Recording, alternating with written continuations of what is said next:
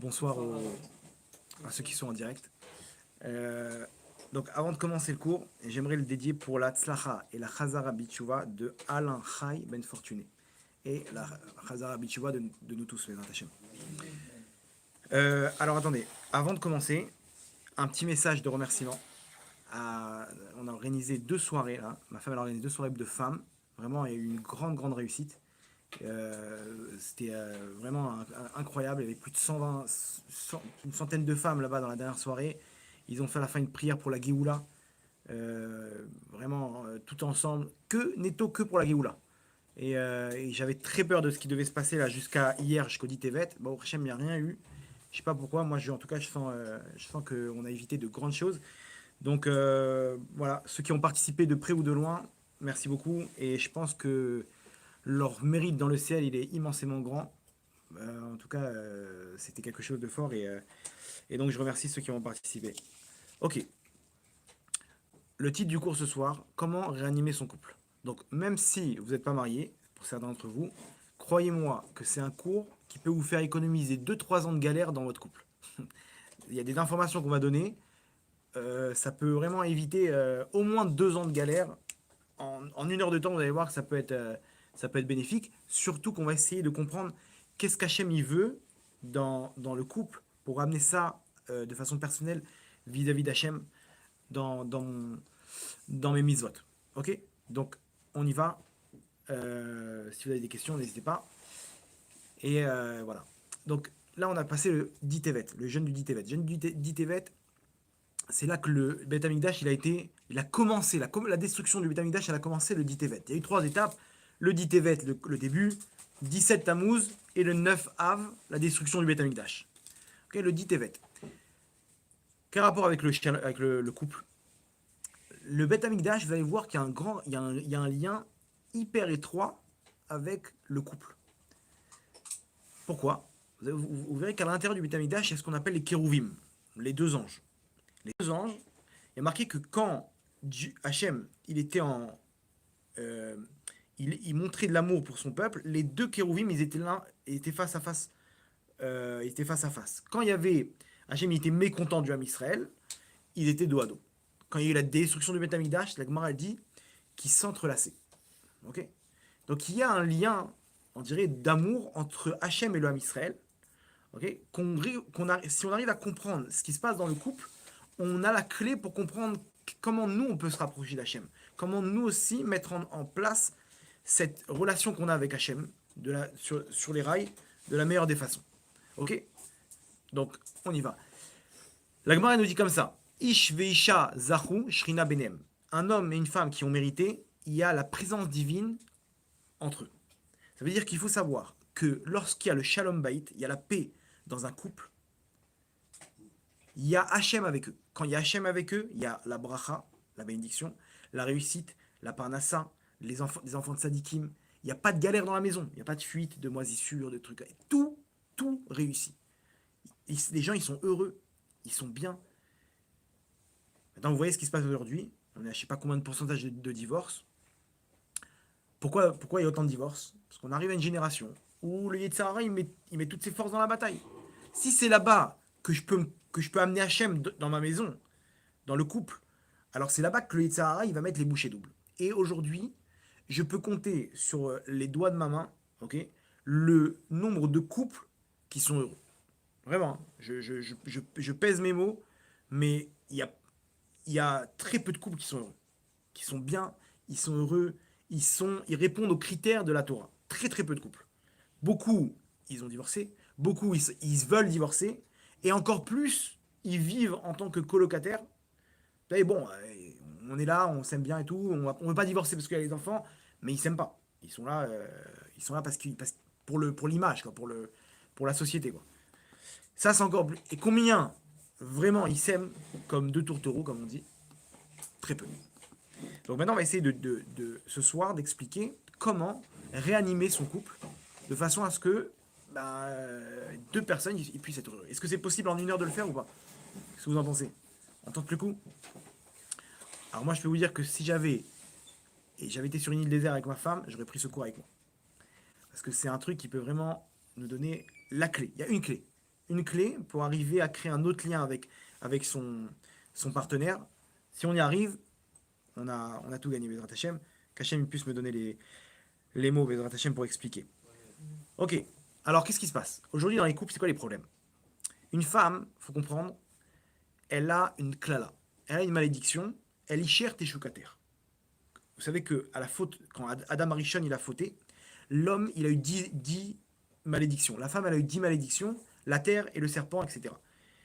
La malédiction principale de la femme, c'est elle isher teshukater, vers ton homme sera ton désir. C'est-à-dire qu'en gros, une femme, elle est dépendante de son mari. Quand elle ressent que son mari, il n'est pas là pour elle, il la met pas sur un piédestal, ok, elle perd le contrôle, elle perd sa confiance, elle perd son équilibre, elle se sent pas bien, etc. Ça, faut le savoir. Les gens, ils comprennent pas, ils sont là, ils disent, mais pourquoi elle fait, qu'est-ce qui lui arrive? Et maintenant, elle veut une seule chose. Elle Isher Teshukater, elle veut son mari. Elle veut que tu sois avec elle. Donc, comment elle va l'exprimer? Elle va se plaindre, elle va avoir un mal-être, et elle va commencer à dire ouais, j'en ai marre de ces enfants, j'en ai marre de cette maison, j'en ai marre de mon travail, j'en ai marre de ci, j'en ai marre de ça. Elle veut qu'une chose, elle veut juste que on soit avec elle. Ok? C'est une clala, c'est un truc qu'elle peut pas enlever. Il y a que le mari qui peut lui donner ce qu'elle a besoin, et elle ressent ça, ce besoin-là, comme de l'oxygène. Il y a que le mari. Si vous voulez avoir plus de détails sur cette clala, il y a un cours qu'on a fait qui s'appelle La parnassa vient de ta femme. On explique en détail comment ça marche, l'histoire de ce besoin qu'elle a la femme. Maintenant, l'homme, il est là, et il la voit se plaindre, et il comprend pas. Il dit, mais qu'est-ce qui lui arrive? Je lui ai acheté ça, je l'ai amené faire du shopping, je l'ai amené à Eilat, je l'ai amené en vacances, je lui ai acheté des diamants, je lui ai acheté des bijoux, et je l'ai sorti, et je lui ai offert. Et je suis pas, on est parti chez ses parents, on a fait ci. Et le mec, il commence à expliquer une série de choses qu'il a fait pour elle. Et on s'est assis, on a discuté, je lui ai tout arrangé. Elle s'est plainte sur ça, les enfants, elle s'est plainte sur les enfants. C'est bon, j'ai pris une babysitter, j'ai pris quelqu'un qui aide. Elle se plaint sur la maison, j'ai pris une femme de ménage. Elle se plaint sur ça, on est parti en vacances. Et elle continue à râler, c'est pas possible. Mais qu'est-ce que je dois faire? La personne, le mec, il a pas compris. Elle veut une chose, elle veut toi. Le reste, elle s'en fiche. Mais non, mais elle m'a dit elle-même une liste de choses qu'elle aime pas. Elle s'est plainte. Non. Le problème, c'est qu'elle n'arrive pas à te dire qu'elle veut toi. Elle te veut toi. Elle peut pas. Donc elle va se plaindre. Et le pire, c'est que toi, tu lui réponds à tous ses problèmes. Et elle n'arrive pas à s'exprimer. Et toi, tu lui réponds à tous ses problèmes. Et ça grossit le problème. Pourquoi? Parce qu'elle voit que tu n'es toujours pas là. Parce que tu lui réponds à ses problèmes. Et ces problèmes-là, c'est juste un message, un drapeau pour te dire au secours, j'ai besoin de toi. Alors, vous allez me dire, mais pourquoi elle me dit pas qu'elle a besoin de moi? Alors, faut comprendre que, faut dire aux dames que le dernier prophète, c'est le prophète Malachi. Après le prophète Malachi, il n'y a plus de prophète. La femme, elle, pour elle, l'homme, il doit deviner ce qu'elle a. Ça, faut que vous mettez ça dans la tête. Maintenant, je vous le dis directement, ça n'a rien de trouver des solutions. La femme, elle veut qu'on soit avec elle. Pourquoi elle ne le dit pas à son mari directement? Dis-le, Ribono Shalom, dis-moi, je veux que tu sois avec moi, fais tout, point. Pourquoi elle ne le dit pas? Parce elle veut que ça vienne de moi. Si ça vient de moi, c'est bon. Si ça vient pas de moi, elle peut pas me le dire. Elle est prête à me demander 200 000 dollars, mais de me dire sois avec moi, elle est incapable. Parce que c'est du mytho. Si toi maintenant tu es avec moi parce que je t'ai demandé, t'es pas avec moi. Donc elle va jamais nous le demander.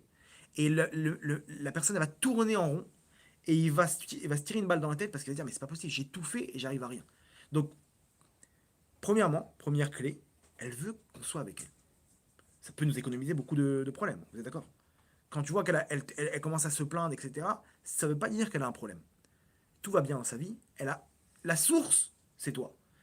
Elle a ce manque, elle veut de l'aide. Il n'y a que le mari qui peut lui donner.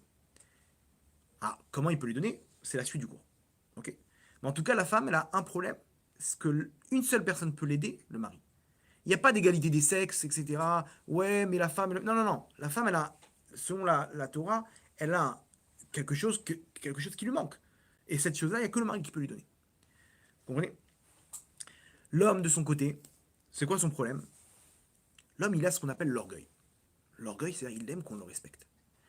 Maintenant, lui, s'il a eu des problèmes dans sa vie, est-ce que vous pensez qu'il va s'ouvrir à sa femme? Il va lui raconter, écoute, je suis pas bien en ce moment, j'ai des problèmes. Pas du tout. L'homme, il a une capacité qui peut se renfermer. Il peut se renfermer. Il a besoin de personne. Il peut être dans ses problèmes tout seul et vivre comme ça toute sa vie. Il a vécu avec des problèmes. Il a caché ses problèmes. Et sa femme, elle n'était pas au courant. Ses enfants, ils n'étaient pas au courant. Et personne ne sait ce qu'il a. Et il a un mal-être au fond. Surtout quand sa femme, elle le maltraite. Alors, malheureusement, il y a des femmes aujourd'hui, elles n'ont pas compris que l'homme, il a l'orgueil. L'homme, c'est l'homme fort dans la famille. Si on le réduit, ça le pousse encore plus à se renfermer. Et généralement, ce qui se passe, aujourd'hui, on arrive à une situation où la femme, elle parle à son mari comme si c'est un gosse. Comme ça, ouais. Mets ton café mets ton verre dans l'évier, fais si. Elle dit aux enfants de ranger les jouets, et juste après, sur le même ton, elle continue avec son mari. Et son mari, quand il voit ça, il a qu'une envie, c'est de se barrer. Il ne supporte pas qu'on lui donne des ordres. Lui, pour lui, il voit la femme comme quelqu'un de doux, quelqu'un de gentil, quelqu'un d'aimant, qui va l'aider, qui va l'adoucir. Et finalement, il tombe sur une femme qui rentre en bras de fer avec lui. Et ça le pousse encore plus à se renfermer. S'il se renferme, la femme, elle ne comprend pas. Elle va appeler le rave derrière. Je ne comprends pas, j'ai tout fait pour lui, il est triste, il me déteste. Je m'occupe des enfants, je m'occupe de la maison. Qu'est-ce que j'ai pas fait pour lui? J'ai mis une croix sur mes parents pour lui, j'ai fait ci, j'ai tout abandonné pour lui. Et je le surprends en train de me dire qu'il me déteste, en train de pleurer, en train de me dire que je t'aime pas, etc. Comment c'est possible? Ça, c'est la problématique. Je vous ai fait les deux gros problèmes qu'il y a dans un couple. Ok. Généralement, on est dans une situation aujourd'hui où il y a pas de, il y a pas d'entente. On peut avoir deux personnes qui s'aiment, ok, et qui veulent, ils s'entendaient très bien avant le mariage, ok, ils sortaient ensemble pendant 4 ans, ils s'entendaient super bien, et ils se sont mariés quelques mois après, tout est parti en cacahuète. Les deux, tu vois, vous leur posez la question, vous vous aimez? Oui, j'aime mon mari. T'aimes ta femme? Je l'adore. Oui, bien sûr, je suis fou amoureux d'elle, je suis prêt à tout pour elle. Ah, pourquoi tu fais pas des efforts? Pourquoi tu fais pas des efforts? Et les deux, ils font des efforts, ils arrivent à un mur. Pourquoi? C'est la question de ce couple. Comment réanimer son couple? Le couple, il est mort et il reste comme ça des années. Des années où il n'y a pas d'entente. Et au fur et à mesure, il commence à. Il n'y a plus d'amour, il n'y a plus de partage, il n'y a plus rien. Et le couple, il est endormi. Comment réanimer le couple? La réponse, elle est. Je vous fais un petit suspense. La réponse, elle est comme ça. En fait, il faut savoir que tout ce qu'on a dans le couple, c'est un lien superficiel. Ça veut dire quoi superficiel? Un lien extérieur. Quand quelqu'un il est avec sa femme, quand ils sont connus, de quoi ils ont parlé? Qu'est-ce que t'aimes comme musique? Ouais, moi aussi j'adore cette chanteuse. Ok, super. Qu'est-ce que t'aimes comme film? Non, ne me dis pas que t'aimes ce film aussi. Ok, qu'est-ce que t'aimes truc? J'aime cette danse, j'aime ce truc, j'aime partir en voyage là-bas. Ils s'aiment de quelle manière? Superficielle. Il aime son physique, elle aime comment il s'habille, elle aime la personnalité qu'il a. Où il travaille, c'est un avocat, c'est un médecin, c'est un truc. Qu'est-ce qu'ils s'aiment? Ils aiment l'extérieur, ok? Ils s'aiment de façon superficielle. Donc, ça va bien avant le mariage. C'est un moyen pour arriver à se dire que c'est la bonne. Il y a plusieurs points communs. Le problème, c'est quoi? C'est que le mariage, c'est un lien intérieur, profond, entre deux neshamot. Ah. Quand deux personnes, elles s'aiment, ça veut dire que leurs deux neshamot, à l'intérieur d'eux, ils sont liés. Ils sont unis. Et à ce moment-là, il y a tout ce qu'il faut dans le couple. Vous comprenez? C'est-à-dire, ici, quand vous posez la question à une personne, il te dit, mais attends, cette femme qui nous dit, je comprends pas, mon mari, je lui ai tout fait, il est triste. Non, est-ce que, ok, tu lui as tout fait, tout ce qu'il aime de façon superficielle, il aime tel repas, il aime que les enfants ils soient lavés, il aime tout, ok, tu l'as fait tout. Mais est-ce que tu sais qu'est-ce qui le rend triste? Est-ce que tu connais qu'est-ce, quel est ses traumatismes? Quels sont ses traumatismes dans son enfance? Est-ce que tu es déjà rentré à l'intérieur de lui, de son cœur, et tu as commencé à comprendre son effet? Qu'est-ce qu'il a à l'intérieur de la Nishama? Il a des problèmes, il a des cauchemars, il a vécu des cauchemars dans son enfance. Des gens, ils ont vécu des choses, ses parents, ils ont divorcé, son père, il a battu. Et On sait même pas. Il était 2 ans à la DAS, loin de ses parents. Il a un manque, il a besoin d'amour. Personne ne sait ça. Et lui, il se renferme et personne n'arrive à comprendre ça. Et elle, de son côté, pareil. Elle a pas eu, elle a été rejetée par sa mère. Sa mère, elle voulait pas d'elle. Ou comme si, comme ça. Est-ce que tu sais ce qu'il y a à l'intérieur d'elle? Très peu de couples ne connaissent exactement ce que son partenaire il a à l'intérieur de lui. Vous comprenez? Donc on arrive à une situation où le superficiel, qui a un moyen pour arriver à l'intérieur, eh ben on reste sur cette donnée-là. Et donc ça peut pas aller très loin. Au bout d'un moment, ça casse. Ça, c'est du superficiel. Par contre, quand on rentre à l'intérieur, il y a un lien entre les deux Neshamot. Et là, le Zohar, il dit, il faut savoir qu'un homme et une femme, le Zohar, il dit, c'est pas le gars Goufa. Pas le gars des Goufa, c'est-à-dire que c'est deux moitiés de Neshamot. C'est-à-dire que toi, tu vas te marier avec ta femme, tu as une moitié de Neshama, ta femme, elle a une autre moitié de Neshama.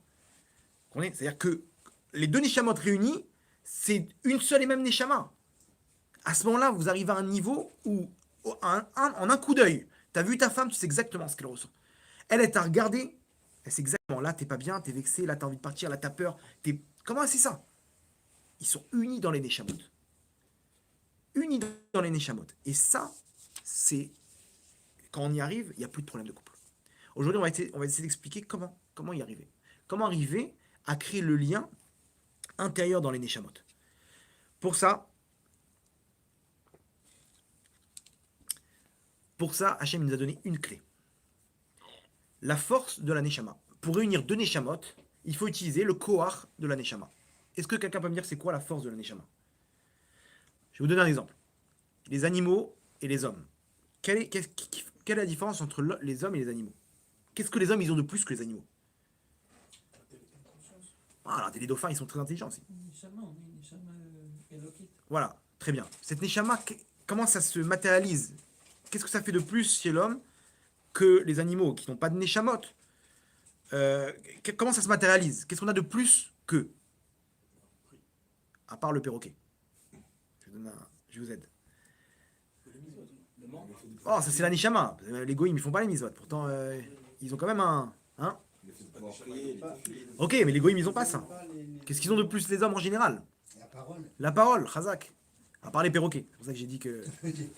C'est ça qui t'a mis la puce à l'oreille. Ok. Donc et vous connaissez un animal qui parle? À part les perroquets? Ils parlent pas les animaux. L'homme, il a une force de la parole. Cette force de la parole, elle vient du fait qu'ils ont, comme tu as dit, quelque chose de plus, qui est quoi? La Neshama. La Neshama, la force de la Neshama, c'est quoi? C'est la parole.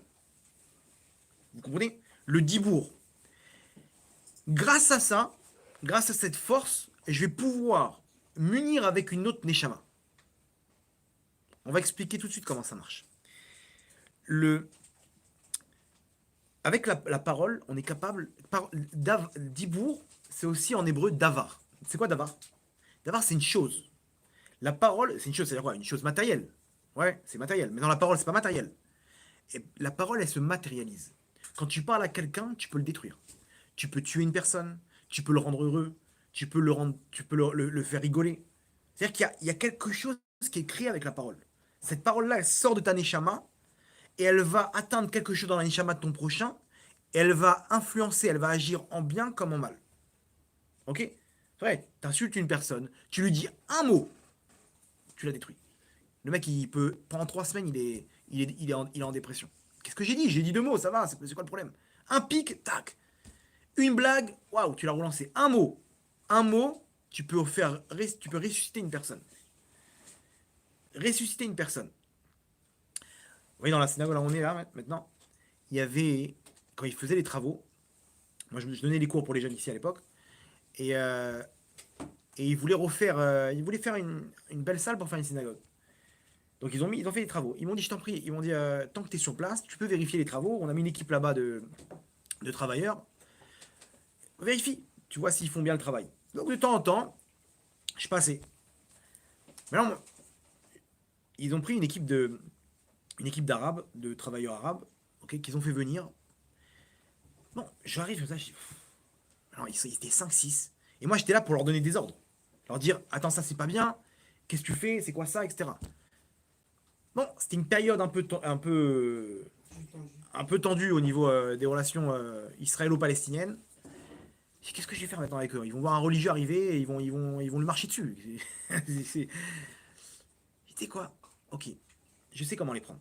Je suis rentré, je me suis présenté, je dis voilà, je suis le responsable de l'endroit. Je dois faire un petit tour avec vous pour voir comment, comment les choses elles sont entreprises. Et je lui dis comme ça, non, tout de suite, j'ai utilisé la force du Dibourg. J'ai dit, waouh, c'est qui a fait ce carrelage là? Le mec, il me regarde, il avait un béret, il enlève son béret, solennel comme ça. C'est moi. J'ai dit, mais j'ai jamais vu un travail aussi beau que ça. Oh, il a regardé ses copains, il devenait tout rouge le mec. Il savait plus où se mettre. Je lui dis, comment tu t'appelles? Il m'a dit Mustapha. J'ai dit, Mustapha, je te félicite. J'ai jamais vu un travail pareil. Je dis, attends, je peux voir? Oh, mais c'est vous qui avez fait ça? Oui. Waouh. Mais non, il était tellement heureux. Je lui ai dit, écoute bien, tu peux me donner le numéro de ton chef?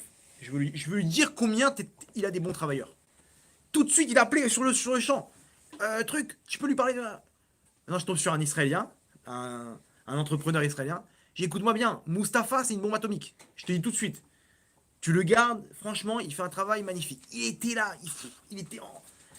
Maintenant, derrière, je lui dis, regarde, écoute, par contre, là, je vois, il y a des petits problèmes. Ah, il a attrapé un autre. Ah, il a insulté en arabe. Mais qu'est-ce que tu fais? C'est quoi ça? Genre, c'est pas moi, c'est lui. Et après, je lui ai fait une liste de choses. C'est quoi? Mais 2 heures après, il m'a appelé, il me dit, il faut que tu viennes voir. C'est magnifique, etc. Il a tout mis à la perfection. À la force de la parole. Tu donnes un compliment à une personne, il est heureux, il est bien. Tu l'as mis, tu l'as mis bien dans sa peau. Les gens, ils en ont marre de recevoir des insultes et des remarques. C'est quoi ça? Ces trucs. Laisse tomber, laisse-moi tranquille. Qu'est-ce que tu veux? Tu fais un petit. Non, mais vraiment, c'était pas pour mentir. Il avait vraiment fait du bon travail. J'ai mis le point sur des choses qui étaient bien faites. Pour après, derrière, mettre une couche sur les choses qu'il fallait mettre en place et tout. Il a- la force du Dibourg, elle arrive à atteindre le cœur. Ok? Très bien. Maintenant, regardez comme c'est fort. Il y a marqué dans la Torah, Vayeda Adam et Rava Ishto. Quand la Torah elle nous raconte que Adam il a, il est parti avec sa femme pour mettre au monde un enfant, il y a marqué quoi? Vayeda, il a connu sa femme. Bon, tu vas me dire peut-être que la Torah elle a voulu être, comment dire, elle a voulu être, elle a voulu contourner de façon plus, un peu moins sensible quoi. Mais on voit que dans la Torah, il y a d'autres termes pour dire qui est parti avec sa femme. Pourquoi ici tu me dis, la première fois qu'un homme il va avec sa femme, tu me dis Vayeda Sarah et Tishto. Adam et Rava Ishto. Pour nous dire quoi? Que la connaissance, le fait de connaître sa femme, c'est l'union. L'union, dans la Torah, on appelle ça la connaissance. Connaître une personne, c'est s'unir avec lui. Et regardez bien, ça vous est déjà sûrement arrivé. Tu vois une personne, tu ne peux pas voir sa tête. Tu dis, ah, je peux pas le voir. D'un coup, tu sors fumer une clope avec lui, et tu vois, et tu discutes. Alors, tu viens d'où? Et le mec, tu vois, en fait, commence à discuter, et d'un coup, tout ce que tu as pensé sur lui, ça s'envole.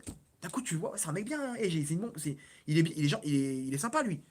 Attends, je comprends pas, non, je sais pas, sa tête, elle me revenait pas. J'ai discuté avec lui, il y a un lien qui s'est créé. La connaissance, le dibourg, ok, quand tu connais une personne en échangeant des mots, d'un coup, il t'a dit comment il s'appelle, d'où il vient, qu'est-ce qu'il fait dans la vie. Il y a une union qui s'est faite. Grâce à la parole, on peut unir 2 Neshamot. Ok? Jusque-là, ça va? Très bien, on continue. Maintenant, comment arriver à l'intérieur d'une personne? Qu'est-ce qu'ils font les psychothérapeutes, les psychologues? Ils vont discuter avec une personne et eux, ils ont les techniques comment rentrer à l'intérieur, dans le conscient, dans l'inconscient. Et eux, ils savent, c'est leur métier, quoi. Ils savent très bien que maintenant, je vais lui parler de ça. Ah, il m'a dit telle chose. Ça veut dire qu'en fait, il fait référence à tel problème.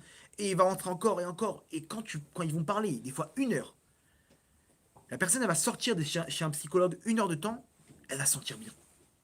Pourquoi? Parce on est rentré à l'intérieur et le psychologue, il a su remettre ce qu'il y avait à l'intérieur, ce qui lui faisait mal, le mettre à l'extérieur.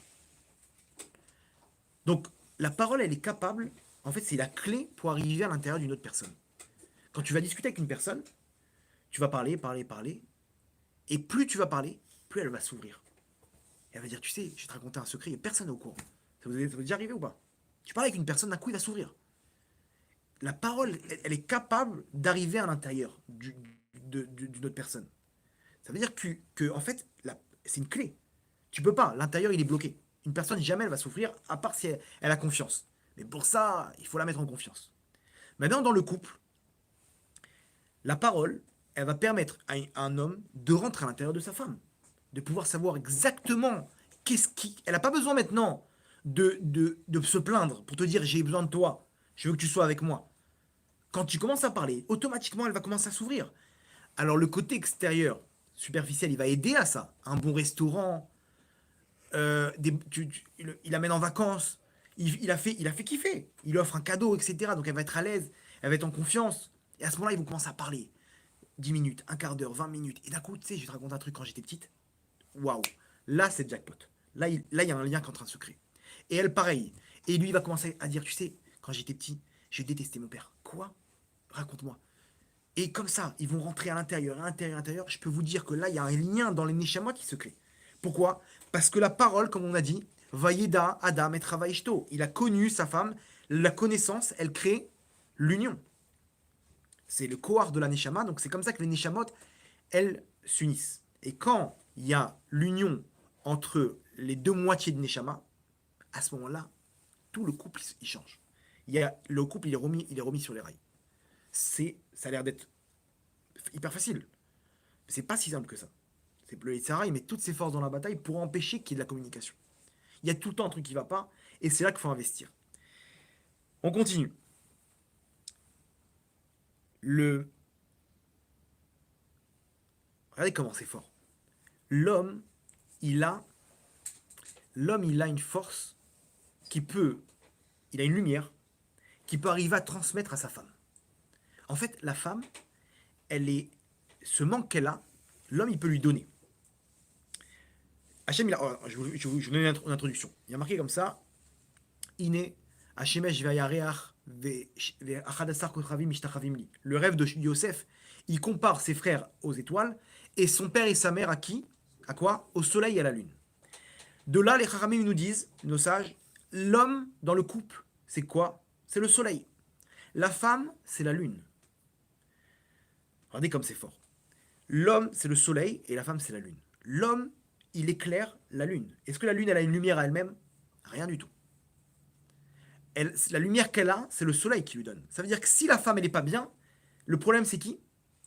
C'est l'homme qui lui a pas donné la lumière qu'il faut. La lune, elle éclaire quoi, elle? Le monde. Quand il fait noir, dans l'obscurité, la femme, dans l'obscurité, dans la nuit, la lune, elle est que la nuit, on est d'accord? Elle éclaire dans la nuit.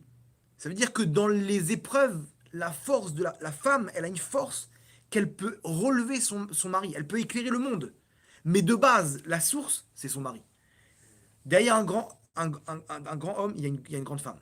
Rabbi Akiva, Avraham Avinu, Rivka, elle a pris des choses entre les mains. Mais de base, qui lui a donné la force? Son mari. En fait, c'est un ping-pong. C'est comme ça. C'est deux copilotes. Il n'y a pas un principal et un secondaire. Non. Des fois, c'est l'homme qui est principal. C'est lui qui enclenche. Mais quand on est dans l'obscurité, c'est la femme qui éclaire. C'est la lune. La lumière, elle vient de base du soleil. Et c'est comme ça qu'il y a ça, lui, il le renvoie, elle le redonne, etc. Il y a un copilotage. C'est-à-dire que selon la Torah, écoutez bien, c'est pas que la femme, elle a un handicap. C'est que les deux, ils se complètent. L'un, des fois, il est essentiel à l'autre. L'autre, des fois, on a besoin de lui. Comme un gouvernement où des fois, on a besoin du ministre de la Défense, des fois, on a besoin du ministre des Finances, etc. C'est deux rôles différents. Dans le monde moderne aujourd'hui, non, il faut qu'ils soient pareils. Non, même scientifiquement parlant, ils sont différents, l'homme et la femme. Ils ne sont pas dans la même fonction du cerveau. Selon la Torah, c'est le mode, on te donne le mode d'emploi, comment ça marche maintenant. Selon d'autres religions, bon, il faut frapper sa femme, etc. Bref, c'est l'inverse. Selon la Torah, non, on te dit, des fois, c'est la lune qui éclaire le monde.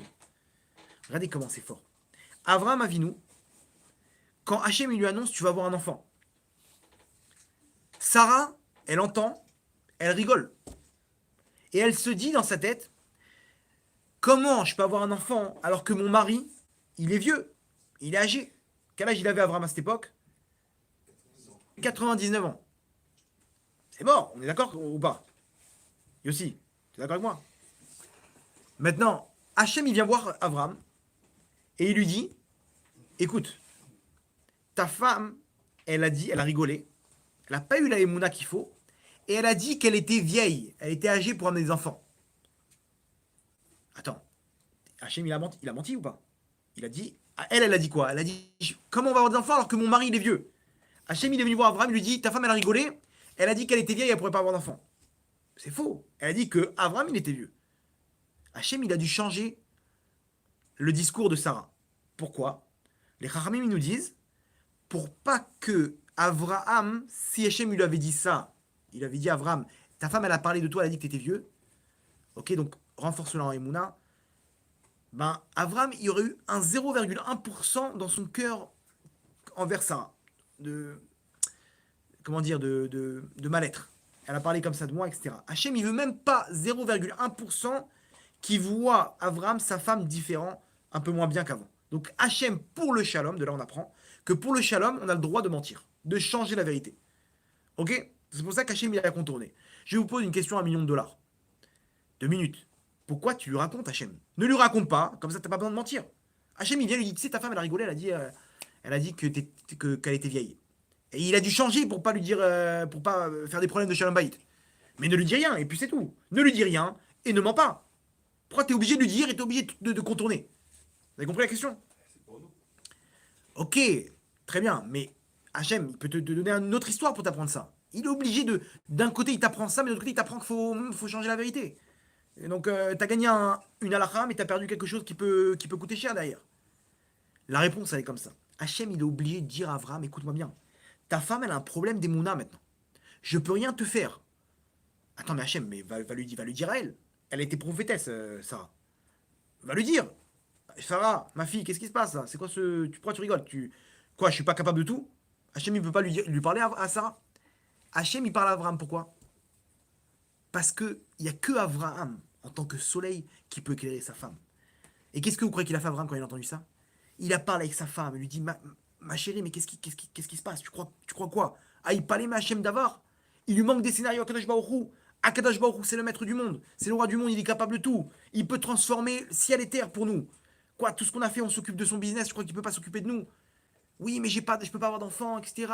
Ma pitom, t'inquiète pas, Akadosh Baruch Hu, il peut créer, il nous a créé de rien, non? Alors il peut pas te créer un enfant de rien. N'aie pas peur, sois forte. Et il a coach. Et il y a que son mari qui peut lui faire ça. Pourquoi? Parce que lui, c'est le soleil. C'est le soleil, et le soleil, il y a que lui qui éclaire la lune. Donc Hachem, il est obligé de parler à Abraham. Il dit, mon fils, avec toi, là, je peux pas vous amener d'enfants. S'il y a un problème d'Emouna, je peux pas vous amener d'enfants. Alors vas-y, relève tes manches et parle à ta femme. Vous comprenez? De là, on apprend quoi? Que l'homme, il a une force pour relever sa femme.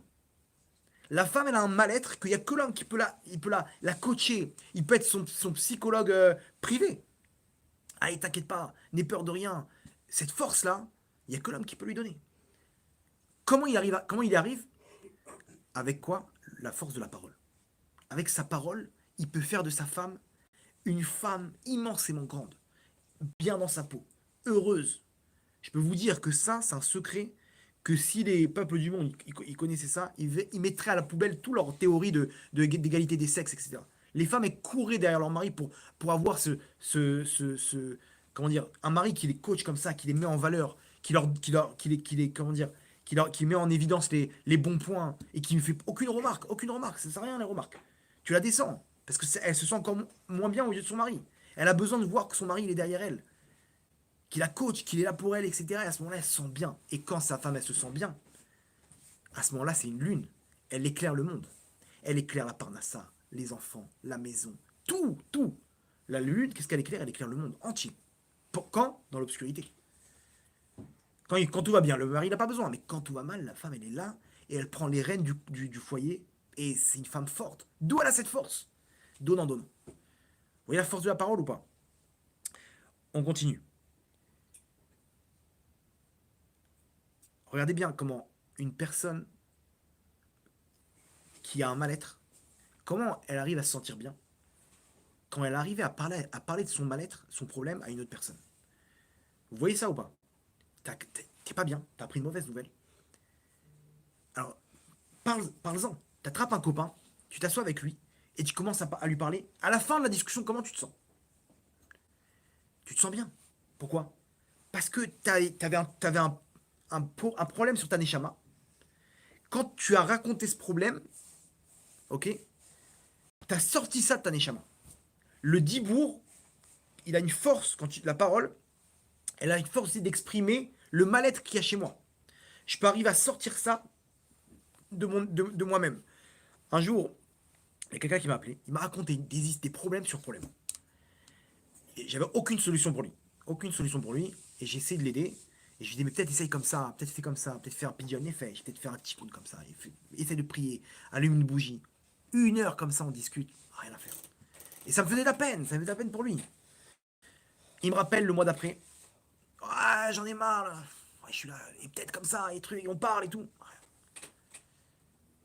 Jusqu'à que je me suis dit, bon, je lui ai dit, écoute, moi, je peux rien pour toi. Je veux t'aider, il n'y a pas de problème, mais je vois qu'il m'appelle et je me dis, bon, je vais prendre mon courage à deux mains, je vais dire, je vais pas te faire de peine, mais. Et après, je me suis dit, mais attends, mais s'il m'appelle, c'est que ça lui fait du bien, non? Sinon, il va pas me rappeler. S'il voit que je sers à rien, il va pas me rappeler au bout d'un mois. S'il m'appelle, c'est que ça lui fait du bien. Donc, je dis, pourquoi maintenant, je me mets moi au centre du problème en me disant, aide-le. Non, il a juste besoin de parler. Donc, qu'est-ce que je fais? Et je vais l'aider à parler. Et je me suis dit, tu sais quoi, je vais pas lui trouver de solution. Il a besoin de parler, ça lui fait du bien. Vas-y, je suis là, n'aie pas peur. Comment ça va? Vas-y. Et il m'a mitraillé. Il n'y a pas de problème. J'étais. Au bout d'une demi-heure, écoutez bien, après 1 heure, il a terminé, il était toujours déprimé. Au bout d'une demi-heure, sa voix, elle a changé. Il était bien. J'ai dit, ça va ou il me dit, écoute, c'est quoi? Je me prends la tête pour rien. T'as raison. Ah, regarde, il s'est repris. Il est parti avec une force incroyable. J'ai compris un truc.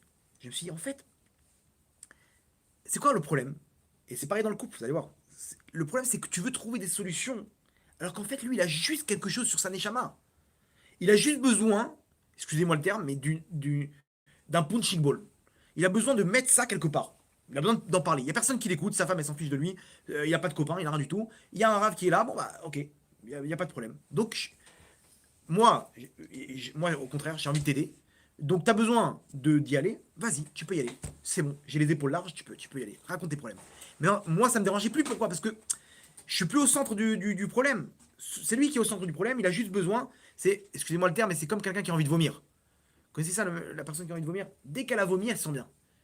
Donc, lui, il avait juste besoin de vomir quelque chose qu'il y avait dans sa neshama. Il faut juste l'aider à vomir. Mais nous, c'est quoi le problème? C'est que nous, il nous vomit dessus. Donc on est là, ouais, mais je veux bien t'écouter, mais ça me. Tu, tu m'as tout sali, quoi. C'est vrai. Qui t'a dit, pourquoi tu veux qu'il te vomisse dessus? À l'époque, moi, il me vomissait dessus, donc j'étais pas bien. J'étais en train de dire, ok, qu'est-ce que je fais maintenant? Là, je le prends, je dis, vas-y, je l'accompagne pour qu'il puisse faire ce qu'il veut, tranquille, et moi, ça me touche pas. Et lui était content, et moi, j'étais content, et je peux vous dire qu'il m'appelle plus maintenant. Il est ultra heureux, il a toujours ses problèmes, il est hyper bien. Il est heureux, il m'envoie des mails de temps en temps, merci beaucoup, tu m'as sauvé la vie, etc. J'ai rien fait, j'ai rien fait. Mais je l'ai permis de sortir le problème qu'il avait dans sa neshama. Imaginez-vous comment une personne, elle peut arriver à être ultra heureuse avec ça. Quand tu as compris maintenant que tu as besoin de sortir ça, alors t'es au top. C'est quoi? C'est qu'on n'a pas de partenaire pour ça. Il va commencer à parler à sa femme de ça. Ouais, ça y est. Et elle va commencer à parler. Elle va saouler. On peut plus. Elle fait que se plaindre. Mais non, elle a besoin de toi maintenant. Elle a besoin de toi. Elle fait pas que se plaindre, c'est vrai. Elle fait que se plaindre parce qu'il y a personne, donc elle a un mal-être. Mais si tu es là, tu peux l'aider et tu dis allez, vas-y, c'est quoi le problème maintenant? Viens, on s'assoit toi et moi et on parle. Et t'es pas là pour écouter ses plaintes ou pour essayer de trouver des solutions. Parce que là, tu es en train de recevoir le. Vous savez quoi? Non, laisse-la. Truc et tout, sois là pour elle et fais-lui comprendre que tu as tout le temps, que tu es là pour elle et installe une discussion. Et d'un coup, au bout d'une demi-heure, tout va bien. Elle est partie pour 3 jours, tranquille. Et croyez-moi, quand une femme, elle se sent bien, même si son mari n'est pas là pendant 3 semaines, dans son cœur, il est là. Elle veut qu'il soit là, ok? Quand elle sait que c'est bon, ça y est, il n'y a plus de problème. Donc ça, c'est la force du dibour. Rabbi Nachman, il dit, regarde encore comment ça va encore plus loin que ça. Il dit, quand tu parles avec une personne, dis un mot de Torah, et tu as transformé toute la conversation en une conversation kadosh. Sainte. Vous vous rendez compte? Ça veut dire quoi? T'es en train de... Moi, ce que je fais avec les gens, je peux vous avoir remarqué, quand on commence, on parle du PSG, on parle de foot, on parle... Non, je vais en parler un mot de Torah, parce que je sais qu'il y en a qui lâchent. Voilà, preuve. Il y en a qui lâchent, ok? Et donc ils vont... Dès que je commence le cours, il y en a qui déconnectent. Très bien, je sais très bien. Donc, il y en a un cours. Qu'est-ce qu'on fait? On fait en sorte que les 5 premières minutes, on parle de foot, on parle de tout et de rien. J'ajoute un mot de Torah dedans. Toute la conversation, ça s'appelle un Dvar Torah. Regardez la force du dibour. C'est-à-dire que c'est comme si tu as un truc de coton, tu as mis une étincelle, tout a brûlé. Tu as mis un mot de Torah, tu discutes avec une personne pendant 2 heures. Tu dis une parole de Torah. Tu dis, c'est marrant parce que tu sais que dans la Torah, il y a écrit comme ça et comme ça. Hein. C'est juste ce que tu dis. Tu as transformé les 2 heures en 2 heures de Dvar Torah. Donc, qu'est-ce qui est rentré en Saneshama maintenant? C'est entré de la force de Torah. C'est ça, quand quelqu'un il va à un cours de Torah, il entend des dibours, il entend des paroles, des lettres saintes qui s'associent, qui créent une force spirituelle qui rentre dans ma Neshama. Le Ramchal, il dit, quand tu étudies la Torah, 1 heure de Torah, t'es plus le même homme après. Ta Neshama, elle a décuplé ses forces. Quand quelqu'un étudie la Gemara, plus il se concentre, plus il se casse la tête, etc., plus il se développe sa Neshama. C'est un truc incroyable, la force du dibour. Si vous imaginez ce qu'on a comme force, c'est pour ça que le Lachonara, c'est très grave. Dire du Lachonara, ça détruit une personne. Ça rentre comme un poison dans la neshama d'une autre personne. Surtout des enfants qui entendent les parents parler. Et là, ils sortent d'une réception et toute la route, t'as vu celle-là, et comme ça, et comme si. Et les enfants, ils sont derrière et ils se massent. Ça leur massacre leur neshama. C'est du venin qui rentre dans leur neshama. Ils entendent ces paroles de mal, des musiques. Des musiques, je sais pas vous, mais moi, des musiques, je peux pas écouter. Je peux vous dire en 2 secondes quelle musique. Même si le mec il dit des paroles de Torah, je peux vous dire en 2 secondes si c'est une musique que la source elle est kadosh ou pas. Il y a un mal-être comme ça rentre pas dans mes oreilles. Alors les musiques de rap, etc. C'est sûr que non, ça me met un mal-être terrible. Et d'autres musiques elles rentrent bien. Les musiques elles rentrent bien. Et des musiques, même des musiques kadosh, etc. Je sais pas, il y a un mal-être. Pourquoi? Parce que c'est pas un bon dibour. Cette force-là elle est mauvaise. Ok.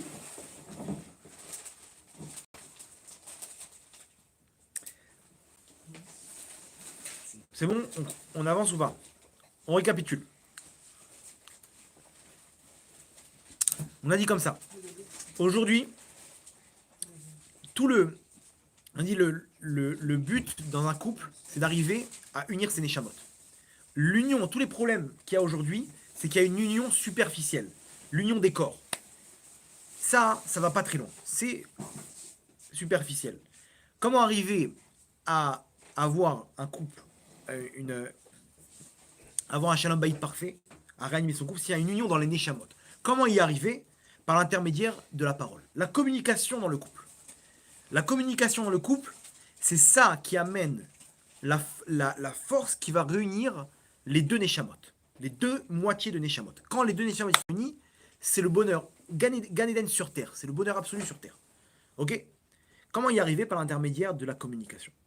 Même pas que dans le couple. Entre 2 amis, la parole, c'est ça qui unit. C'est ça qui sépare aussi, si jamais on utilise dans le mauvais côté.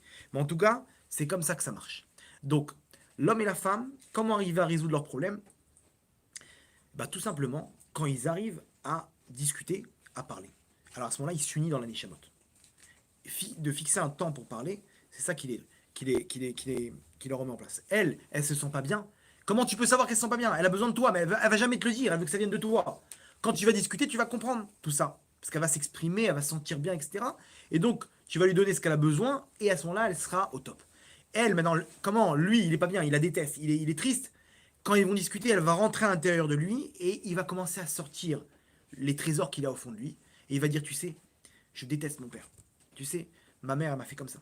Et il va s'ouvrir. Et il va voir sa femme qui l'écoute, sa femme qui va l'aider. Donc maintenant, c'est plus le même lien. Ma femme, c'est ma sœur. C'est ma meilleure copine maintenant.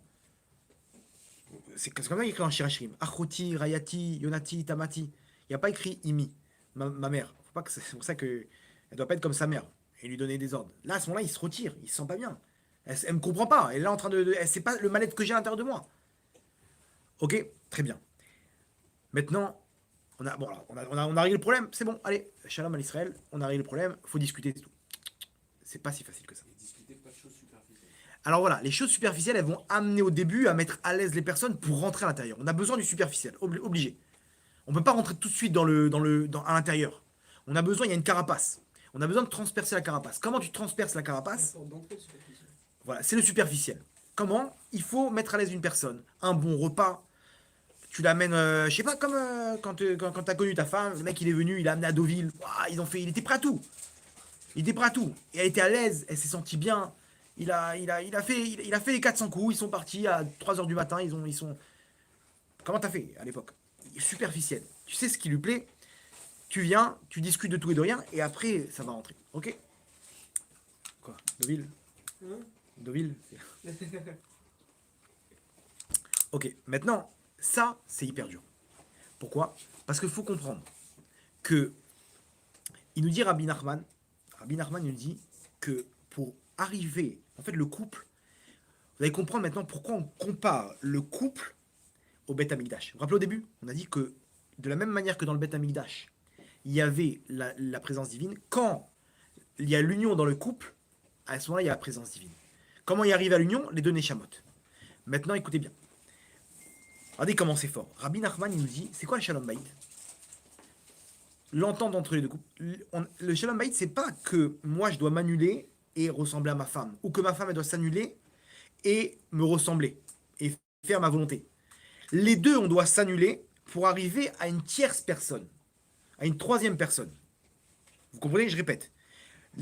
On a tendance à croire que moi, je dois m'annuler vers ma femme. C'est-à-dire, elle a des besoins, je dois baisser la tête devant elle. C'est faux. Et une femme, elle a tendance à croire qu'elle doit baisser la tête devant son mari et de faire ce qu'il a besoin, le respecter. C'est faux. Toi et elle, vous devez baisser la tête, pas pour arriver vers elle ou elle arriver vers toi, mais d'arriver vers un troisième point. Elle t'amène quelque part, et toi, tu l'amènes quelque part. Tous les deux là-bas, c'est là-bas que vous allez vous unir. C'est là-bas qu'il y aura l'union. Comment y arriver? Alors, il faut comprendre. L'homme, il est composé d'un corps et d'une neshama. Le corps, comment il est construit? Par son enfance, par son tikkun, etc. Tout ce qu'il a grandi jusqu'à aujourd'hui, il a une volonté X. C'est pas la volonté de sa neshama. Pour pouvoir rentrer dans sa neshama, les épreuves de la vie, quand une personne s'annule, elle annule quoi? Elle annule ses volontés, elle annule son corps. Et donc à ce moment-là, elle rentre dans sa neshama. Écoutez bien, c'est un peu profond, ok, mais je vais expliquer.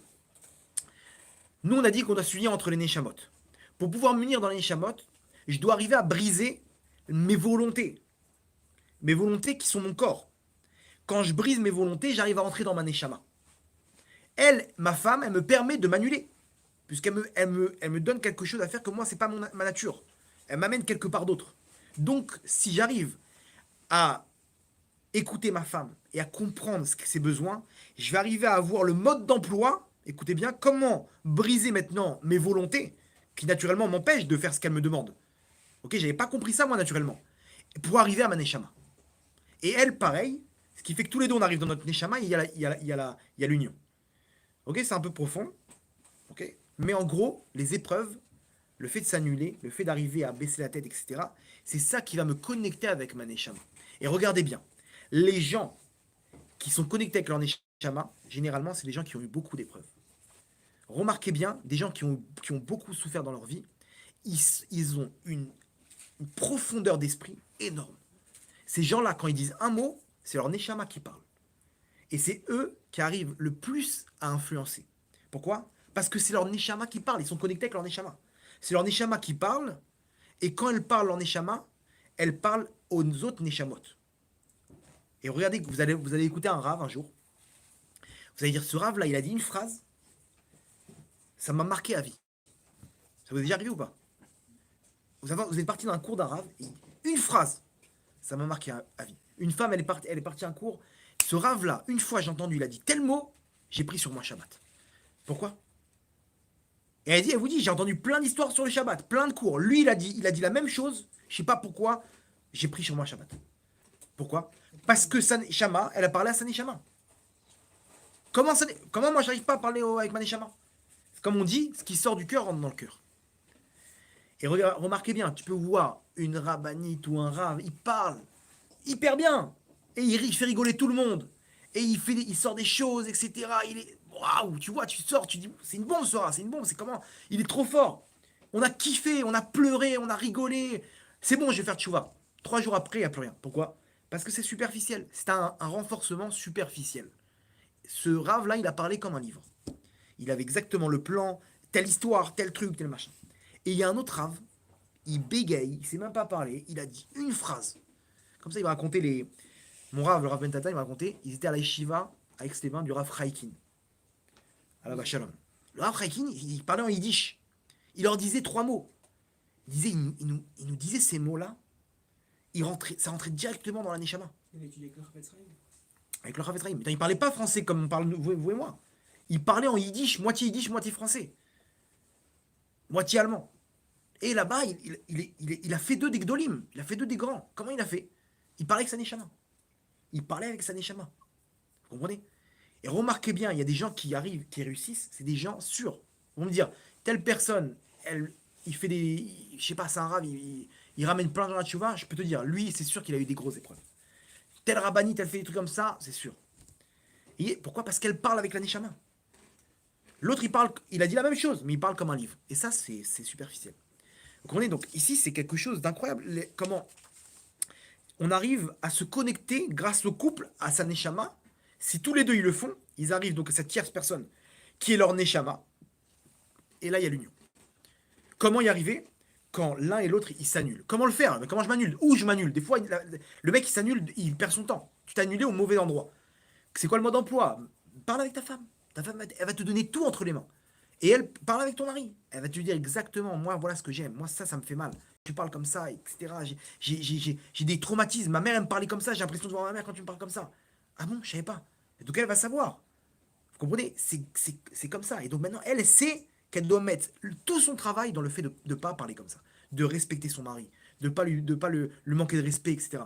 Parce que ça lui rappelle sa mère qui l'a maltraité. Vous comprenez? C'est quelque chose d'immensément grand. Maintenant, vous allez comprendre le rapport avec le Beth Amikdash. Quel rapport avec le Beth Amikdash? Pourquoi c'est la comparaison? Que là où il y a le Beth Amikdash, il y avait la présence divine. Là où tu es uni avec ta femme, dans le couple, il y a la présence divine. Pourquoi? Quel rapport?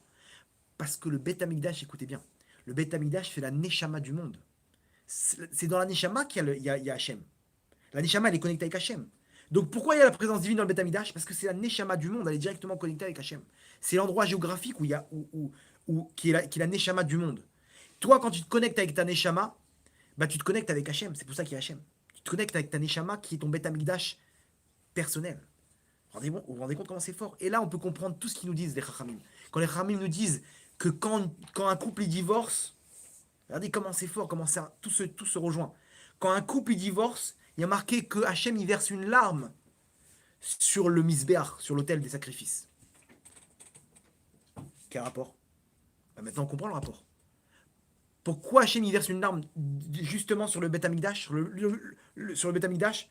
Parce que c'est là-bas qu'ils pouvaient s'unir. Et quand ils divorcent, Hachem il peut plus résider en eux. Donc la larme elle est d'Afka justement sur le Beth Amikdash. Maintenant pourquoi sur l'autel? Pourquoi sur l'autel? Parce qu'on a dit que il faut arriver à s'annuler, à se sacrifier. Et c'est eux qui sont fait les sacrifices. Sur le Misbéach, sur l'autel. Une fois il y avait Baba Saleh, il a reçu un couple. 10 ans, ils n'arrivent pas à avoir d'enfants.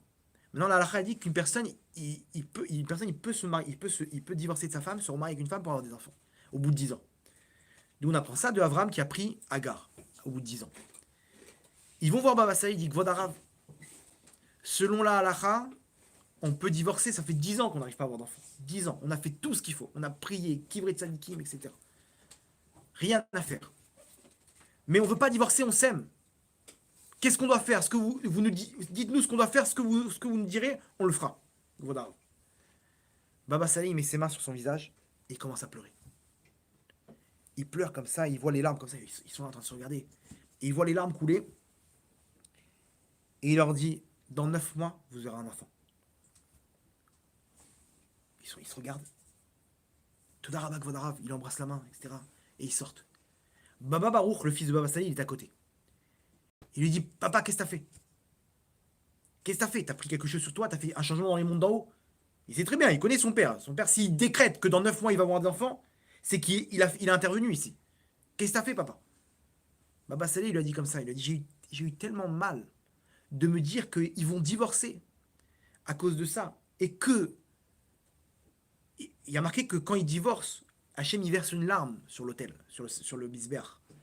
Tellement que j'ai eu mal, j'ai pleuré, j'ai dit Hachem, s'ils divorcent, tu dois verser toi une larme. Maintenant, moi, j'ai déjà versé une larme. Prends ma larme à la place de ta larme à toi, du divorce. Et fais en sorte qu'ils ne divorcent pas avec un enfant. Et Hachem, il m'a dit, c'est bon, accepté. Vous avez compris? Il a versé une larme, il a dit Hachem, moi, prends ma larme à la place de ta larme à toi. Que cette larme-là, elle compte comme si c'était ta larme qui aurait dû tomber sur le misbéach s'ils divorçaient. Et donne-leur un enfant. Et Hachem, il a dit, c'est bon, qui balta. Et c'est pour ça qu'il leur a dit, dans 9 mois, c'est bon, vous aurez. 9 mois plus tard, ils ont eu un enfant. Vous vous rendez compte? Maintenant, on comprend pourquoi le misbéach. Pourquoi Hachem, justement là-bas, il verse une larme. Parce que c'est là-bas qu'il y a l'union. C'est là-bas que toi aussi, tu peux créer ton Beth Amikdash. Il y a qu'une personne des deux qui fait les efforts. On y... Oh, c'est la suite, c'est la suite. Tu suis bien, Gabriel. Une petite parenthèse. Une petite parenthèse. Regardez comment maintenant on va comprendre quelle est la différence entre le premier temple. Le premier temple, il a été détruit à cause de 3 avérotes. L'adultère, les femmes, la vodazara, les idoles, et le meurtre. 3 avérotes hyper graves. 70 ans plus tard, Hachem, il leur a pardonné, il a construit le deuxième temple. Deuxième temple, pourquoi il a été détruit? À cause de la haine gratuite. Combien de temps? Presque 2000 ans on attend. Je comprends pas. C'est en train de me dire que la haine gratuite, elle est plus grande que les 3 avérotes, là. Le mec, il supporte pas son prochain. Ça fait 2000 ans qu'à cause de lui, on n'a pas de Beth Amikdash. L'autre, il a assassiné 10 bonhommes. 70 ans plus tard, on lui a redonné son... C'est quoi c'est La réponse, écoutez bien comment c'est fort. À l'époque du premier Beth Amikdash, même si extérieurement parlant, ils étaient mauvais, à l'intérieur, ils étaient fous amoureux d'Hachem. Ils étaient comme ça avec Hachem. Donc, quand ils fautaient, mais tout de suite, ils demandaient pardon à Hachem. Donc la faute, elle était très vite réparée. Par contre, le deuxième temple, à l'extérieur, c'était des tzadikim, mais à l'intérieur, ils étaient pourris. C'est ça, 24 000 de Rabbi Akiva, c'est quoi le problème? Chazécha, non, tu m'as compris. On parle pas de pourri t'as compris. Dans le sens qu'il y avait pas à l'intérieur, ils étaient pas là. Pourquoi? Parce que si tu détestes ton prochain, c'est qu'Hachem, il n'est pas dans l'image ici. C'est que c'est toi qui es au centre de l'image. Donc intérieurement parlant, il n'y a pas Hachem. Extérieurement parlant, il y a Hachem, on est là, on prie, on se secoue comme des loulavim dans les prières et on crie, et on a des barbes et des chapeaux et des... C'est ça, Hachem dit, ça me sert à rien ça. Je veux pas tout ça moi. Parce que le Beth Amikdash fait un lien intérieur. S'il n'y a pas de lien intérieur, alors tu attendras le temps qu'il faudra. Tu attendras 2000 ans s'il faut, il n'y aura pas de troisième temple. Parce que le temple, c'est un lien intérieur. C'est profond. Vous comprenez comment c'est fort? Alors maintenant, la question de Gabriel.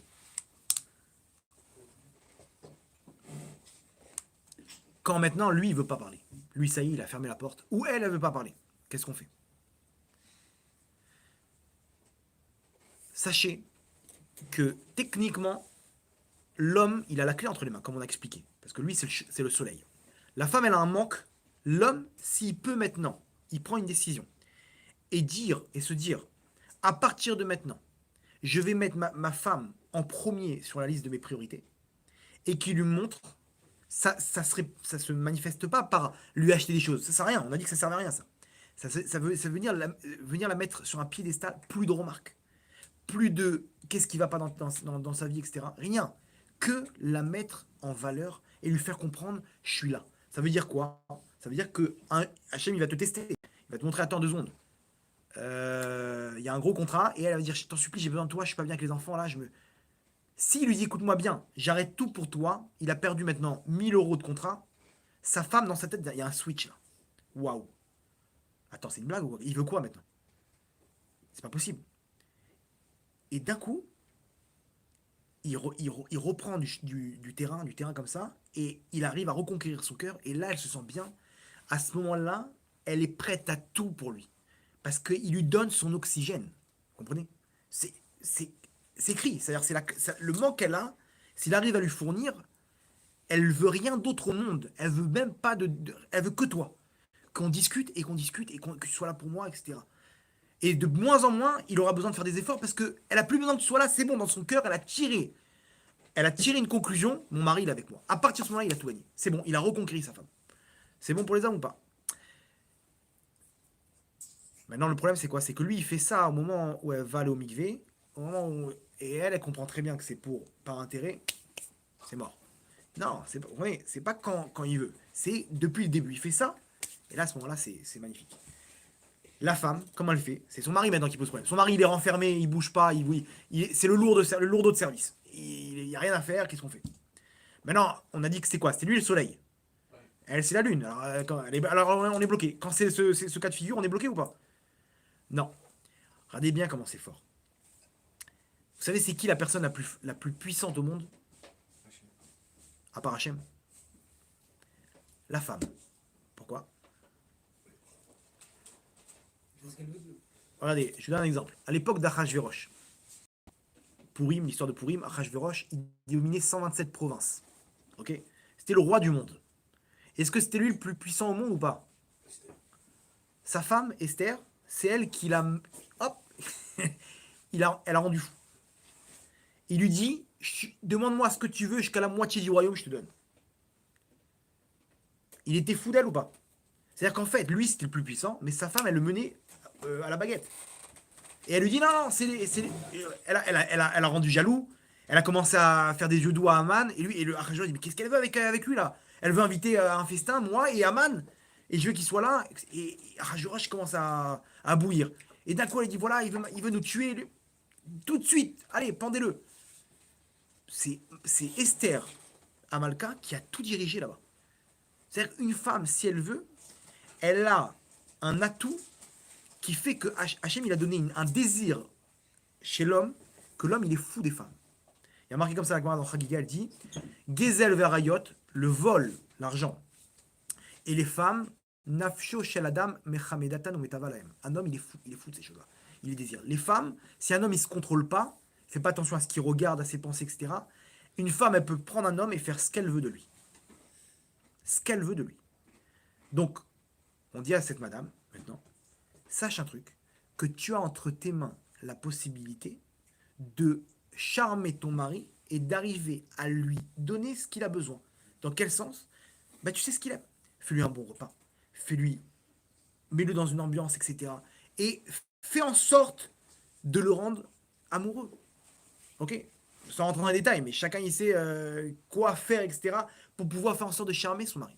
Et pas faire en sorte de charmer, de mettre les plus beaux habits dehors, et quand son mari rentre, elle est en jogging, qu'est-ce que tu veux, les cheveux en pétard, et elle met un perruque brochingée là-bas. C'est chez toi qu'il faut que tu la mettes, cette perruque. Dehors, c'est assourd.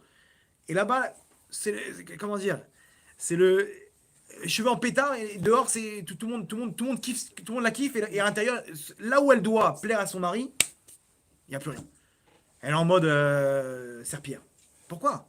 C'est normal, lui, il a pas envie de rentrer le soir. Il a pas, et le Yitzhara, il frappe, c'est là-bas qu'il agit.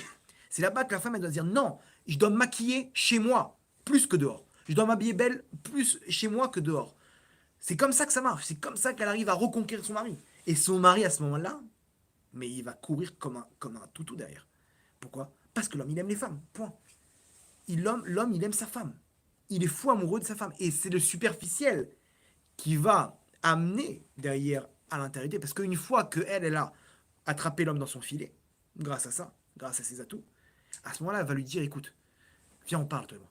J'ai besoin de ton aide, etc. Et viens, toi et moi, on fixe un temps. Et lui, croyez-moi qu'à ce moment-là, il est prêt à tout. Ce que tu veux, dis-moi ce que tu veux, et c'est bon. Et là, elle peut le reconquérir. Et c'est là-bas, il y a beaucoup de problèmes de couple, dans les relations conjugales, surtout. Parce que c'est là-bas que le Yitzhara, il frappe le plus. Et là-bas qu'il frappe, où il n'y a plus de relations, ils vivent comme des colocataires. Vous savez que selon la Kabbalah, c'est là-bas que les Neshamot, elles s'unissent. Quand les corps, ils s'unissent en bas, les Neshamot, ils s'unissent en haut. C'est pour ça que quelqu'un qui va avant le mariage avec une femme, il s'est uni avec d'autres Neshamot, malheureusement. Alors s'il est parti avec des goyotes, des femmes non juives, c'est des parties de Neshamot qui sont partis dans d'autres mondes. C'est vrai que les chemins de la Goya, entre guillemets, les effets chez celui de l'âme. Voilà, c'est encore plus dur. Quand c'est une Goya, c'est encore plus dur. Et généralement, ce qu'on prend avant le mariage, on le prend sur le compte du mariage. Généralement, il y a des couples qui arrivent, même s'ils font tout ce qu'on est en train de dire maintenant, la parole, etc., il y aura encore des barrières. À ce moment-là, il faut faire ce qu'on appelle un tikkun, une réparation. Ça, c'est un autre cas. Celui qui a fait les 400 coups avant le mariage, je peux vous dire que c'est pas simple à réparer. Mais il y a ce qu'on appelle tikkun hashovavim, ok, du Harizal, qui permet de récupérer toutes ces étincelles de ce qui a été fait comme avérote avec les femmes avant le mariage. Ok. Et à ce moment-là, je vous dis de quoi il s'agit. Bientôt, on va organiser un tikkun hashovavim, entre parenthèses, je vous le dis. Donc ceux qui sont intéressés, même pour ceux qui sont en direct, ceux qui sont intéressés, ils m'envoient un mail, ok, sur les réseaux sociaux, sur Facebook ou, euh, ou sur, je sais pas où, je sais même pas où je suis diffusé. Bref, là où c'est diffusé, quoi. Vous demandez comment dire, à participer à ça. On va vous expliquer, on fera peut-être un autre cours, une explication comment ça marche. Peut-être ici, on le fera. On réunit un minyan. C'est hyper simple. Il faut jeûner un jour et payer le nombre de jours de jeûne qui correspond à la réparation des avérotes avec de la tzedaka. Il y a un Mekoubal qui vient, un kabbaliste qui vient, il fait un mincha spécial. Ce mincha-là, il reprend toutes les étincelles, hop, dans ta neshama, nigmar asipour. C'est un billet quand même. C'est pas, ça dépend du nom d'avérote. Hein? Non, non, ça c'est pour tous les trucs. Au niveau de l'adultère, ça dépend combien il a fait. Semence en vin, c'est 420 jeunes. 420 jeunes. Une fois. Non, pour toutes les avérotes. Toutes les avérotes en une fois. Il a fait un jour de jeûne. Il a mis 420 maintenant fois 3 shekels par jour de jeûne. Ok. Il a réparé tous les erreurs qu'il a fait dans sa vie. Attends. Ça vaut le coup ou pas? Bon, s'il a fait encore d'autres avérotes, ça se rajoute. Mais en tout cas, vaut mieux le faire une fois dans sa vie. Et à ce moment-là, il y a beaucoup de shalom bayit qui s'arrangent comme ça. Ok. Ça, on fera quand ça sera organisé. J'ai eu beaucoup de demandes pour ça. Quand ça sera organisé, on le fera ici, Bezrat Hashem, ensemble. Et, euh, et vraiment, ouais, les gens, ils font l'anniversaire, ils ramènent le clown à 2000 shekels, il est magicien. Et pour sa neshama, il va pas. C'est sûr. Non, fais-le en plusieurs fois. Hashem Yazor. En tout cas, revenons à ce qu'on disait. En tout cas, ma grand-mère, elle disait tout le temps. Non, mais c'est vrai, ça me fait penser ce que tu disais, mais le Komet elle disait un homme malheureux à cause d'une femme, c'est une femme qui rend malheureux un homme, c'est pire que le Beth Amikdash qui s'écroule. Voilà. Oh, c'est vrai, c'était. Alors attends, je répète pour ceux qui sont en direct. Un homme qui rend malheureuse sa femme, Non, non. Un homme malheureux à cause d'une femme, malheureux à cause d'une femme, c'est pire que le Beth Amikdash qui s'écroule. c'est le pire que le bétamidash qui s'écroule. Ça rejoint ce qu'on a dit ou pas? Exactement. Il a fait. Ok. Maintenant, ça, c'est dans le couple. Maintenant, on a dit, rappelez-vous, que le Beth Amikdash, c'est l'union entre Hachem et le Ham Israël. Ça veut dire, si ça marche comme ça dans le couple, pourquoi Hachem a fait ce système-là, que tout marche par la communication? Regardez bien comment c'est fort. Aujourd'hui, on est en pleine période de Corona. On est loin d'avoir terminé. On est d'accord? Ça fait 2 ans qu'on galère, les vaccins, et machin, et ch'touillottes. Ok. À l'époque de David Ameller, il y a eu une épidémie. Une épidémie, il y avait tous les jours 100 morts. Jusqu'à que David Ameller, il a instauré une halakha de faire 100 brachot par jour. Quand il a instauré ça, l'épidémie, elle s'est arrêtée. Qu'est-ce qu'il a trouvé, David Ameller, dans ce qu'il a fixé? 100 brachot par jour, 100 morts, c'est bon. C'est quoi une bracha? Quand tu parles, tu dis une bracha, tu dis Baruch Ata, tu t'adresses à Hachem. Tu es en train de communiquer avec Hachem. Lui, David Ameller, il s'est dit, attends, Hachem, il nous en veut là. On est séparés d'Hachem. Comment se réunir avec Hachem? Grâce à la communication. Donc, il y a 100 morts, donc il faut faire 100 brachot. 100 fois par jour, je vais m'adresser à Hachem. Et l'épidémie, elle s'est arrêtée. Aujourd'hui, il y a une épidémie, vous savez pourquoi? Parce qu'on ne communique pas avec Hachem. Est-ce que ça vous arrive de parler avec Hachem? Imaginez-vous maintenant ce que je suis capable de faire. Je peux m'unir dans les Neshamot avec ma femme, je peux m'unir avec n'importe qui, grâce à la force de la parole. Imaginez-vous si on parle avec Hachem, avec la tfila, avec la hitbo des doutes, combien je peux m'unir à Dieu, combien je peux sentir la proximité avec Hachem. Vous vous rendez compte? Maintenant, venez, on prend tout ce qu'on a appris maintenant sur le couple et on le place sur ma relation avec Hachem. C'est incroyable. Quand tu parles avec Hachem, cette force-là, elle t'unit avec lui. Plus tu parles, plus tu discutes avec Hachem, plus tu pries, plus tu te rapproches d'Hachem. Et plus tu te rapproches d'Hachem, plus Hachem, il te répond à tes prières. La prière pour la prière, Hachem, il fait un scénario pour que tu aies un manque, pour que tu puisses prier. Mais le but, c'est pas de... Tu as un manque, Hachem, il te donne. Hachem, il s'en fiche, il te dit, prends ce que tu veux. Hachem, il est obligé de te faire un scénario. Pourquoi? Pour entendre ta voix. Il adore ta voix, Hachem. Hashmieni et colère. Fais-moi entendre ta voix. Qui colère marée. Qui colère navet. Fais-moi entendre ta voix. Hachem, il te dit. Fais-moi entendre ta voix. C'est tout ce qu'il te dit. Hachem, il t'amène. Là-bas, le cher Hachem, il ramène le midrash de la colombe qui est poursuivie par un aigle qui rentre dans le creux entre deux rochers. Et là-bas, elle se retrouve avec un serpent. Coincé. L'aigle essaie de rentrer, il n'arrive pas. Et il y a le serpent de l'autre côté. Des fois, Hachem, il est obligé de prendre le Ham Israël et de le mettre dans une épreuve terrible pour qu'il puisse prier. Faut pas attendre d'y arriver. Il faut dès maintenant, prier Hachem. Hachem, il n'y a rien de plus beau au monde d'entendre son enfant prier. Donc, si on prie pas, Hachem, il nous fait des scénarios. Il nous fait des épidémies, il nous fait du corona, il nous fait des problèmes dans tous les sens pour qu'on puisse communiquer avec lui. Donc, c'est sûr qu'il faut faire. Tu as des doutes avec ta femme ou avec ton mari. Mais encore mieux, on apprend de là combien un homme il doit faire une doute avec Hachem. Combien un homme il doit parler sur n'importe quoi. Tu marches dans la rue, t'es là entre Hachem, près Hachem. Hachem, aide-moi pour ça. Une phrase, un mot, et habituez-vous à prier. Cette personne-là, elle va rentrer dans une nouvelle dimension. Là, tu es avec Hachem. Ça dépend même pas de qui tu es, de tes mérites, de la longueur de ta barbe ou de la taille de ton chapeau. Rien du tout. Tu parles avec Hachem, Hachem, il aime ta voix. C'est tout. Pourquoi? Parce que tu es son fils chéri. On va finir avec une histoire. Il y avait pendant la guerre de Tsuketan, il y avait là-bas des soldats qui ont pris d'assaut une maison à Gaza. La guerre de Tsuketan, c'était en plein cœur de Gaza. Les soldats, ils sont rentrés. Ok, maintenant, je vous explique comment ça marche. Les soldats, ils font de maison en maison. Ils prennent une maison, ils fouillent qu'il n'y a rien à l'intérieur, ils font des gardes autour de la maison, ils se reposent. Une partie, ils se reposent, et après, ils continuent. C'est comme ça que ça marche. Ils ont besoin de se reposer. Maintenant, ils peuvent pas être... ils ouvrent une tente dehors. Non, ils sont obligés de prendre des positions. Et ils avancent comme ça au fur et à mesure. Le lendemain, ils repartent pour une journée et ils avancent. Et ils avancent, etc. Généralement, ils avancent plutôt la nuit. Et ils se reposent la journée. Maintenant, il y a une unité qui prend d'assaut une maison. Ok. Là-bas, bon, les gens, ils ont quitté les maisons à proximité là-bas de la frontière. Ils prennent d'assaut une maison. Ils fouillent. Ok. Ils voient qu'il n'y a rien. Et ils détendent. Ils mangent un petit peu, etc. Maintenant, cette unité, ils sont 9. Au-dessus d'eux, il y avait une genre de tour. Ok. Où là-bas, il y avait une unité de tireurs d'élite. Qui était postée à ce moment. Eux, ils savaient qu'au-dessus d'eux, il y avait des tireurs d'élite. Maintenant, ils vont pour manger, ils vont pour se reposer. Et il y en a un qui vient et dit, les amis, venons faire vite. Venons faire vite.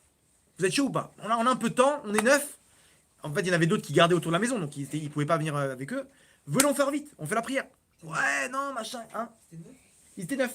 Ils étaient plus, mais les autres, ils gardaient la maison. Ils étaient sur des positions sur les 4 points de la maison. Donc ils se sont retrouvés 9 à se reposer. Avant de manger et se reposer, il y en a un qui a jeté l'idée, venons faire vite. Ouais, ils sont chauffés et tout, ils se sont dit, allez, que ça qui va nous protéger, on fait vite. Ils font leur calcul, il nous manque un. Ok, viens, on appelle un des tireurs d'élite en haut. Il dit non, les tireurs d'élite, c'est des gauchos là, des kibbutz. Ils viendront jamais faire vite avec nous. Eux, c'était une équipe de religieux. Bon. Mais viens, on tente le coup. Non, mais laisse tomber, vas-y, moi j'en ai marre et tout, j'ai envie de manger, j'ai faim. Mais attends 2 secondes. D'un coup, il y en a un qui descend chez eux pour aller aux toilettes. Un des tireurs d'élite, il descend pour aller aux toilettes. Il a dit, bon, venons lui poser la question. Il dit, dis-moi, tu veux faire un vite avec nous ou pas? Il a dit, écoutez, moi je connais rien. Tu réponds amen, tu t'assois avec nous, juste tu complètes le minyan. 10 personnes aux toilettes. Ok, je vais aux toilettes, je vous rejoins. Il va aux toilettes. 1 minute, 2 minutes, 3 minutes. Il n'aura pas annoncé qu'il allait faire des grands besoins. Vous avez compris que... Il dit 2 secondes, il y a un problème là, il ne ressort pas. Ils se rapprochent, ils entendent des bruits. Ils ouvrent la porte, coup de pied comme ça, ils voient quoi? Ils voient deux terroristes qui étaient en train de le capturer et l'amener dans un tunnel. Là-bas, dans les toilettes, c'est pas des toilettes. C'était des toilettes, mais il y avait une trappe pour arriver dans un tunnel. Lui, il rentre aux toilettes, détente. Il s'est fait attraper par les terroristes et ils l'ont emmené. Ils sont arrivés, ils sont rentrés à l'intérieur, ils ont tiré là-bas, ils ont réussi à abattre les deux terroristes. Ils ont sorti le tireur d'élite et ils ont pu bloquer le truc, etc. Il y a des unités qui sont arrivées, ils ont fait sauter le tunnel. Mais alors, regardez bien l'histoire. Imaginez-vous s'ils n'avaient pas décidé de prier. Qu'est-ce qui serait passé? Ils seraient reposés. Les terroristes, ils seraient sortis de leur trappe, de leur cachette. Ils auraient charcuté tout le monde là-bas. Tranquille, en détente. Parce qu'ils étaient deux, mais il y avait sûrement une grosse équipe derrière. Maintenant, mieux que ça, s'ils n'avaient pas proposé à l'autre de faire un vite avec eux, ils auraient été en train de manger ou en train de dormir. L'autre, il serait descendu des tentes pour aller aux toilettes. Terminé, il aurait kidnappé vivant. Il aurait changé contre 1000 terroristes. Ou il aurait peut-être tué, on ne sait pas. Regardez, Hachem, il a juste dit, ok, je vais faire un vite avec vous, je vais prier avec vous. Mais il va même pas prier, il va juste répondre Amen. Hachem, il a sauvé du pire des cauchemars, du pire des enfers maintenant. Imaginez-vous de cette histoire, et les autres, 9 qui ont voulu prier à la place de se reposer, imaginez-vous, Hachem, il les a sauvés de la mort. Regardez-moi ça, 10 personnes, un miracle. Pourquoi? Parce qu'ils ont décidé, ils n'ont même pas encore prié, ils ont décidé de prier. Donc imaginez-vous quand on prie, qu'est-ce que ça fait Hachem? Le bien-être que ça fait Hachem. Imaginez-vous comment c'est grand. Pourquoi? Parce que quand je décide de parler avec Hachem, je rentre dans les bras d'Hachem. Et ça, Hachem, il n'y a rien de plus grand pour lui. Donc, vous voyez la force du dibour, la force de la parole. C'est comme ça qu'on peut réanimer son couple. C'est comme ça qu'on peut réanimer sa relation avec Hachem. Donc, Yehiratson, qu'Hachem puisse nous donner les forces pour remettre en place les couples, les Hachem, que la Shrina, elle descende dans les couples d'Israël et dans le Ham Israël entier, avec la venue du troisième temple. Berachamim Dolim Baruch Adonai Leolam, Amen Amen. Ah, on est minyan. Quelqu'un doit faire le Kaddish? Rabbi Chanina ben Akashia Meratz HaKadosh Baruch Hu les Israël. לפיכך ירבה להם תורה מזו שנאמר ענai חפץ זמן צדקו יגדיל תורה וידיר. יתגדל ויתקדש שמי רבה, יגדל מעד יברך ירותי וימליך מלכותי ויצמח וקנה ויקרב משכי. בחיי חול וביום יכול ובחיי דכל בית ישראל. בעגלה ובזמן קריב ויתמו אמן. אמן יהי שמי. שמי רבה מברך לעולם ולעמי היה ישתבח ומשתבח ויתפאר ויתקומם ויתנשא ויתהדר ויתעלה ויתהלל. שמי לקודשה ברכו. לעילה מכל ברכתה שירתה תשבחתה ונחמתה. דן מרמב"ן, מה ואמרו אמן. אמן. על ישראל ועל רבנן ועל תלמידיון ועל כל תלמידי תלמידיון. להסכים באורייתא קדישתא דיב ואתרן דן ודיב בכל אתר ואתר. יהיה לנו ולהון ולכל חינה וחידה ורחמם מן קודם מראה שמיה והרעה ואמרו אמן. יהי שלום רבה מן שמיה. האם ושבע וישועה ונחמה ושזבה ורפואה ובעולה ושמחה וכפרה ורבה והצלה. לנו ולכל עמו ישראל ואמרו אמן. עושה שלום במרומיו וברחמיו ויעשה שלום עלינו ועל כל עמו ישראל ואמרו אמן. אמן, חזק וברוך. חזק וברוך.